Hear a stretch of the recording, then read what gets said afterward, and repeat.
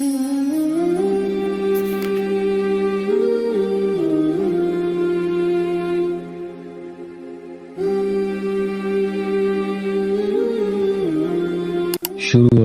کا نام لے کر جو بڑا مہربان نہایت رحم والا ہے۔ بات تہجد کی ہے تو محبت سے سنیے گا۔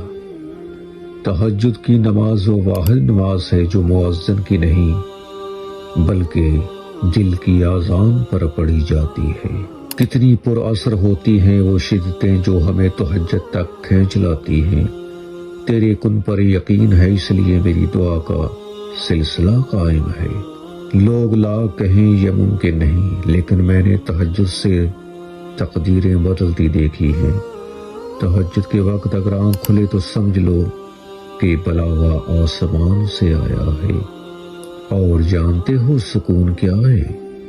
اپنے رب سے اکیلے میں بیٹھ کر گفتگو کرنا۔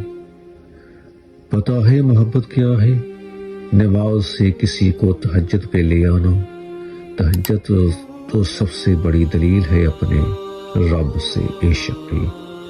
ایک درد بھری رات اللہ کے روبرو بیٹھ کر گزر جائے تو زندگی کی باقی راتیں جاگ کر گزارنی نہیں پڑتی۔ وہ پہلے تمہیں چنتا ہے، پھر ایک ایک کر کے اسباب بناتا ہے، پھر تمہیں ایک ہی جھٹکے میں یوں اپنے قریب کر لیتا ہے کہ صدیوں کا فاصلہ چند لمحوں میں سمٹ آتا ہے۔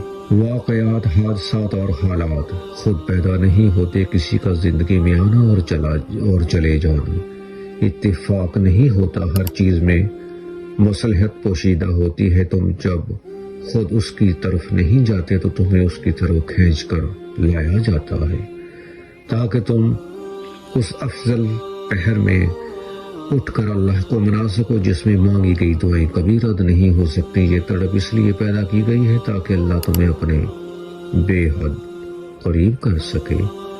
تمہیں کیا لگتا ہے کہ جب رات سونے کے لیے بنائی گئی ہے اور ہر شخص سکون کی نیند سو رہا ہے تو تمہیں بلا وجہ ہی تڑپ اور محبت جگائے ہوئی ہوتی ہے؟ نہیں، یہ تڑپ اللہ ہی نے پیدا کی ہے۔ ہر چیز نصیب کا حصہ ہے، پھر چاہے وہ غم ہو یا خوشی۔ ہم سوچتے ہیں کہ ہم خود اللہ کی جانب جاتے ہیں، حالانکہ ہمیں تو اس کی جانب بلایا جاتا ہے، کبھی گرا کر، کبھی سنبھال کر۔